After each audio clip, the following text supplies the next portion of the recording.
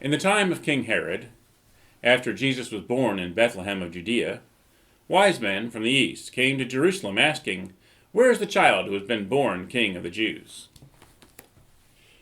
Traditionally, this is celebrated on the 12th day of Christmas, or it's also called Three Kings Day or Epiphany.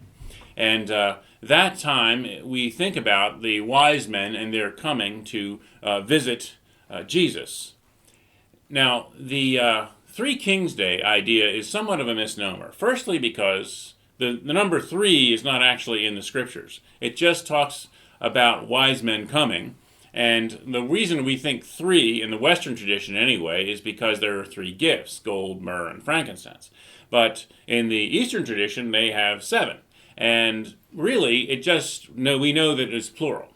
So three out of the Three Kings Day doesn't make much sense. And the kings part, Matthew had words to tell us that they were kings, if he had wanted to tell us that they were kings, but he didn't use that word. He used the word magi, which is a Persian word that has to do with wise men who were also probably part of the court of some king or something like that. So they were not kings, but they were part of the royal entourage.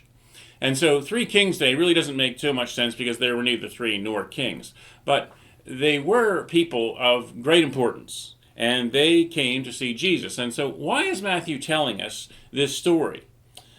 I think because he wants us to know that, first off, Jesus really was born a king, even if no one else recognized that. Even if it was something that they mocked him with on the last day of his life and put on the cross, and here's the King of the Jews.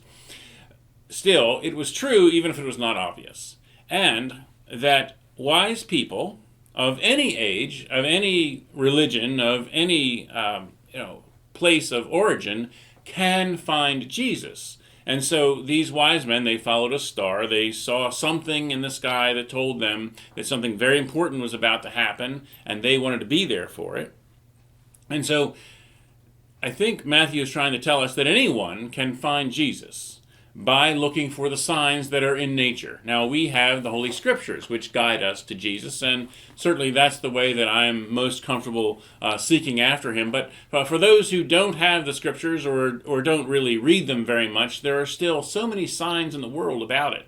And so, as we celebrate this 12th day of Christmas, let us continue to look for signs of God's presence in the world, because there is still power in the King who was born that day in Bethlehem.